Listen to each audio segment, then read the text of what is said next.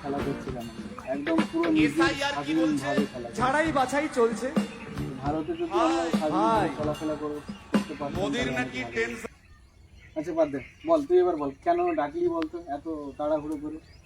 ও তোকে যেটা বলছিলাম ভাই, একটা সুখবর আছে জানিস তো ভাই। সুখবর? হ্যাঁ। কি সুখবর রে? বিয়ে করেছিস নাকি? আরে না ভাই, সেরকম কিছু না। আমার বাবা রিসেন্ট চাকরি পেলো জানিস তো। চাকরি হয়? আমার বাবা চাকরি পেলো, ওই মাস্টারের চাকরি পেলো। মাস্টারি চাকরি? হ্যাঁ। মানে কোথায় দেখলি মাস্টারি চাকরি পেয়েছে? ওই লিস্টে আমার বাবা নাম বেরিয়েছে, SIR লেখা আছে। স্যার মানে তো মাস্টারই হয় না, ওই মাস্টার চাকরি আমার বাবা রিসেন্ট পেলো। আচ্ছা দেখি লিস্টটা দেখি কোথায় নাম লেখা আছে তোর বাবার নাম দেখি। এই দেখ ভাই, তোকে দেখাচ্ছি, দেখ। তুই হয়তো খেয়াল করিস, তোকে দেখাচ্ছি, দেখ। এই দেখ আমার বাবার নাম লেখা আছে, দেখেছিস? হ্যাঁ নাম তো ঠিক লেখা আছে।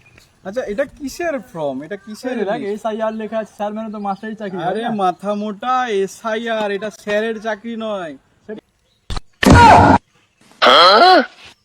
এটা SIR হচ্ছে তোমার ভোটের তালিকার লিস্ট, যেটা 2002 লিস্টে যদি তোমার বাবার নাম থাকে তাহলে তোমার ভোটার কার্ড থাকলো, নাহলে নাই, কেটে যাবে।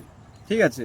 তো এটা হচ্ছে SIR, এটা চাকরি নয়, এটা হচ্ছে ভোটার, মানে নির্বাচন কমিশন এটা ছেড়েছে যে ভোটার লিস্টে তোমার যদি বাবার নাম থাকে তাহলে তোমার নাম থাকলো, নাহলে তুমি ভারতের নাগরিক হিসেবে থাকবে না। ঠিক বুঝতে পারলি? আচ্ছা তো আমি ভাবলাম SIR লেখা আছে, আমি তো ছোটবেলা থেকে জানি স্যার। আরে ভাই, এটার জন্য আমি খুশি হয়ে পাড়ার সবাই, গ্রামের সবাইকে প্রায় মিষ্টি খাইয়ে দিলাম। তাহলে এখন আমি কি করব? तू कौन मारागा?